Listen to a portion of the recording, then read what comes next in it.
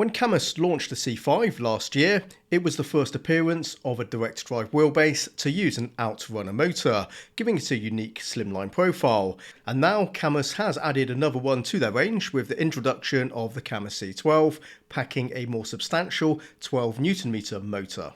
Of course, the C12 is larger and heavier than the C5, but still remains impressively compact compared to any similarly powerful wheelbase from any other brand. And compounding its potential as a viable option is the price point of the C12 coming in lower than the competition. We're going to start things off with a detailed tour around the C12, then onto the track for testing and evaluation. Okay, let's get this one started. The C12 weighs a shade over 4.6 kilograms, so it has some mass to it, but the size and shape makes it manageable to lug around. Measured from the front facing edge of the steering wheel to the rear edge of the motor housing, it's around 11 centimeters deep. The diameter of the steering wheel is 30 centimeters, and wrapped in a hard-wearing faux leather material.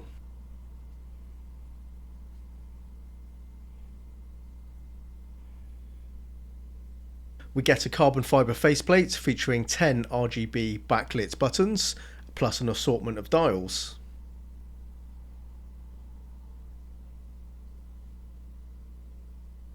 This is an analog joystick that can operate as a mouse input if you wish. Sitting on the right hand side is a 7-way funky switch.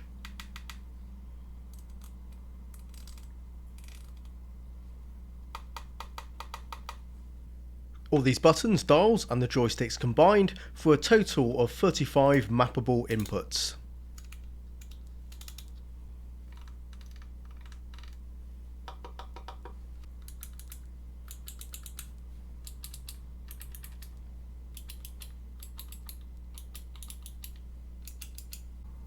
The final flourish on this button plate is a useful digital display showing either gear or speed and a brightly lit RGB shift light indicator. The RGB elements, including the buttons, are fully adjustable in the CAMMUS software. And of course we get paddle shifters. These are aluminium and carbon fibre. They use magnetic resistance, giving them a solid tactile snap action. The paddles are not adjustable, but I found them to be an easy reach for my medium-sized hands.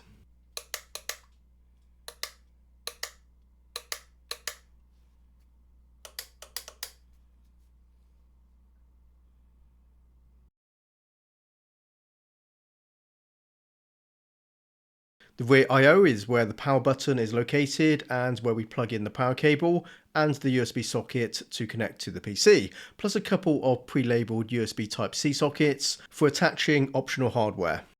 Also note the socket's labelled fan. The C12 comes included with an external cooling fan. To increase the cooling surface area, fins are cut directly into the aluminium housing that help dissipate heat. To mount the C12, you first need to install these brackets, which are included, but note that the table clamp, which I'm going to show you next, is not included and is a separate accessory, so don't forget that.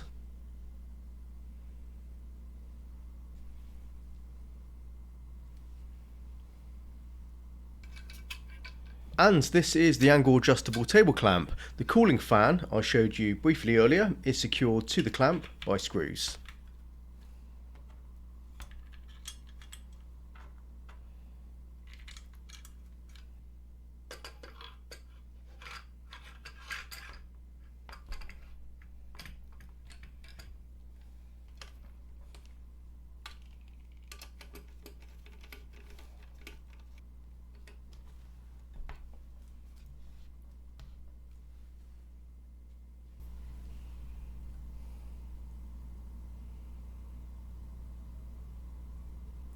This table clamp is capable of supporting the weight of the C12, but considering the torque output of the motor, a desk is not the ideal platform for handling the strong force feedback output.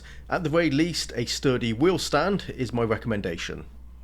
You can also see there is some flex from the clamps, which is not ideal, and most definitely the force feedback will rock that wheel and could cause the clamp to slip. The table clamp features pre-drilled holes, and these can be exploited to hard mount the bracket without using the clamps for a more solid mount. And quite frankly, hard mounting the C12 is required. And the end result is a solidly planted CAMMUS C12 on my sim rig. So job done. But before we take this onto the track for testing, I wanted to find out if I could fit some of my other steering wheels onto the C12, and this should be easy enough to do. It uses the standard 70mm bolt pattern, so all we need to do is unscrew the bolts, take off the wheel, and whack on another one. Or so I thought, as underneath the boss is hiding a protruding nut. It's covered by some kind of silicone sealant, but there is a nut in there, and it's holding something inside the enclosure to the carbon fibre plate. I would suspect the circuit board for the button plate. So there is nothing we can do here but try and work around it.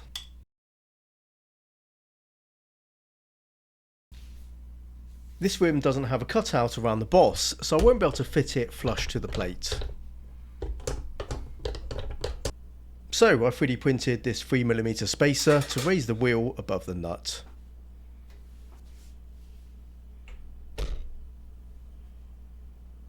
The wheel has a slight dish, and along with the spacer, we'll be pushing those paddle shifters further away from my fingertips.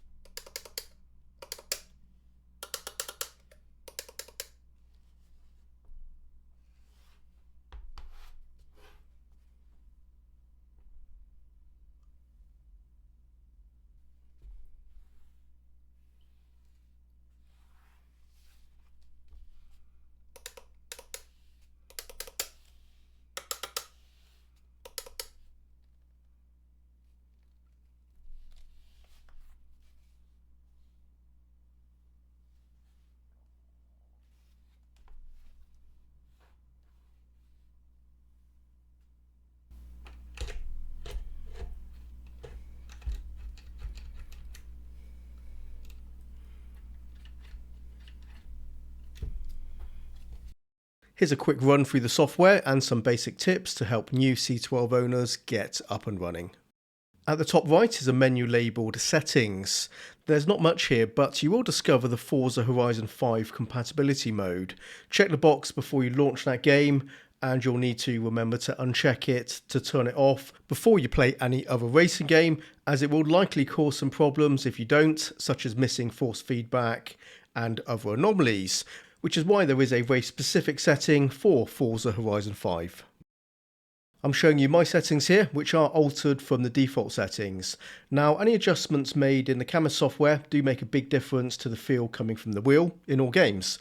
And if I remember correctly, the default settings had some damping and friction sets here. And I found these to be undesirable, making the wheel feel sluggish to rotate and reduce the force feedback detail, so I've turned those off completely. And moving along to game effects, these are some other settings I've changed. And finally, under the Assistance tab, the main setting you need to pay attention to is the High Speed Stability Assist, where damping is applied as the car speed increases. You adjust this by dragging the line. I don't like anything that's going to reduce the force feedback detail, so I drag the line down to 0. Another point of interest is the overheat protection. It also shows the current temperature of the motor. Throughout my testing, I did not experience any overheating issues. My wheelbase was only ever warm to the touch during a session. Under Devices, Steering Wheel, you can test all the button and dial inputs. And then under Dashboard, a little bit more interesting here, where you select the digital display to show either gear or speed, and also set the RGB lights. There are some presets here, or you can change the colours.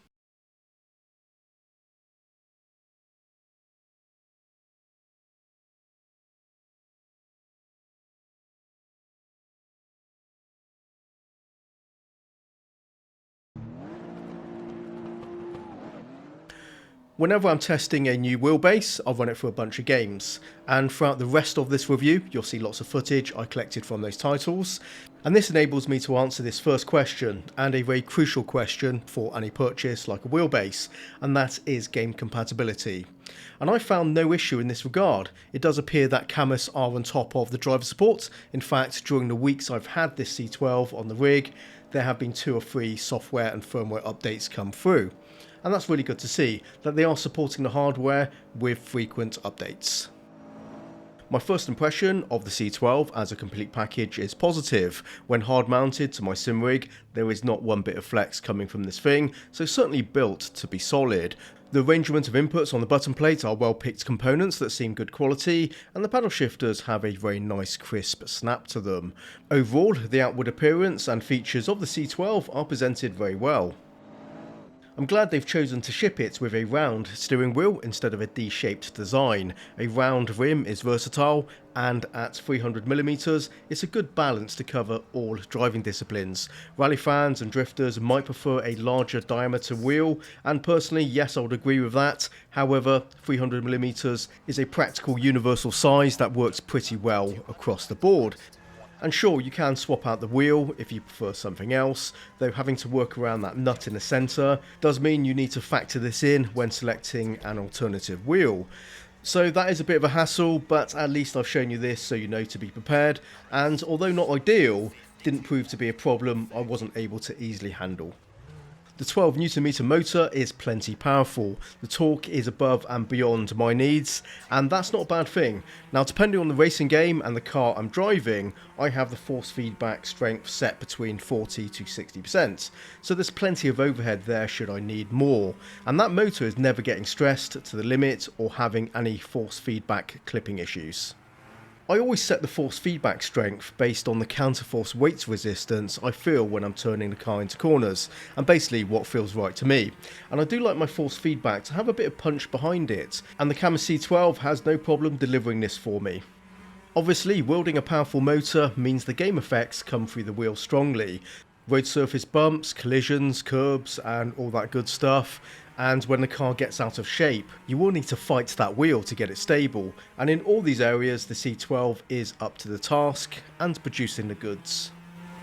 But force feedback is also made from lighter detailed elements, and I can feel these progressive detailed sensations being communicated too, such as the tyre and suspension interaction between the track surface bumps and undulations, and everything else. The soup of layered textured evolving effects that make up the game physics are present and correct, as I would hope and expect from any direct drive motor.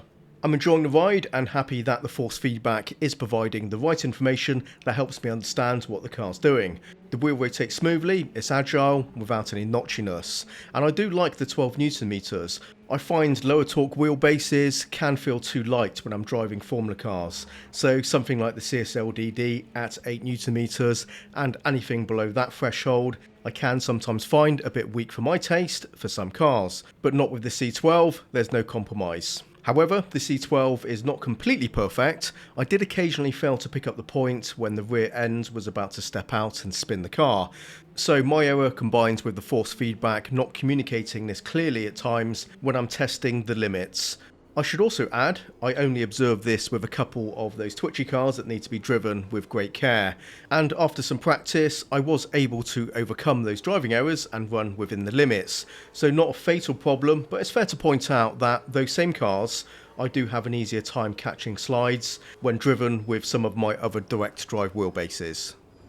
A particular observation there, in all other respects the C12 has it covered with the essential range of sensations and feels consistent and correct, but I'm not going to sit here and tell you this is the most detailed force feedback I've experienced. Now if you want force feedback that delivers the highest level of fidelity, reproducing the slightest subtlety, well, you need to spend more money on your wheelbase, and that's a simple fact, but also expect diminishing returns on that investment. For instance, the Logitech G Pro is about as good as it gets from the wheelbases I've reviewed so far. The sharpness of detail it can output is quite incredible, But at the same time, it's double the cost of the CAMMUS C12, but you're not getting double the performance. The difference being the sensitivity of the force feedback, where both wheelbases are technically outputting the same effects and felt through both wheels, but the Logitech force feedback will be delivered with a layer of more nuanced definition, picking up some fine elements from those effects that the C12 isn't able to do. These are small margins that I would argue for most people won't matter when you're looking for value for money, and quite frankly won't even realise unless they've had experience with different wheelbases and have a basis to compare against. But I can't deny there is an advantage when you can feel more detail from the force feedback. It can help in some situations, such as catching those tricky slides that I mentioned earlier. But unless you're a competitive esports sim racer that demands the best of the best, sure, go ahead, invest more into your gear. That makes perfect sense. The reality for the rest of us, the CAMMUS is more than enough to satisfy the needs for a good time. And, importantly, it does all the right stuff to cater for my essential requirements as a sim racing enthusiast. So not the very best force feedback, but I would be shocked if it went toe-to-toe with something more expensive. But absolutely capable, very immersive and enjoyable, so no problem to speak of. Don't be fixated on that, it's all about price to performance, and I wanted to give you some basis, a grounding of what you can expect. You spend more, you're going to get more for your money, so it's all about, spending the right amount of money to get good performance, and the C12 does a really good job at this price point. So just because there is better out there doesn't necessarily mean the less superior option is a bad choice. I do rate the force feedback from the C12 as doing a good job overall, and I don't want to do a disservice to the C12 as I am fond of it. $549 gets you a powerful solid wheelbase and includes the steering wheel and a wheel plate with plenty of inputs and a display. That seems like a great package deal to me. Obviously don't forget, if you do need the table clamp, that's an added extra. The CAMMUS C12 runs all the games I enjoy playing. The 12Nm motor is right in the sweet spot for torque output, and I really love the look of the product. There's so much good stuff packed into a compact package. If you're working with a budget around that $500 mark, then this is definitely worth considering if you're shopping around right now. I would even go as far as to say that the C12 punches above its price point, considering that high torque rating. And potentially that slimline profile might be ideal for the particular setup you're working on where space is a premium. I'm really glad I had the opportunity to try this one out and share this all with you. It's a unique piece of hardware which always makes things more interesting for me to check out, and I hope you found this review interesting too. And finally guys, thank you very much for watching, and until next time, happy simming and bye bye.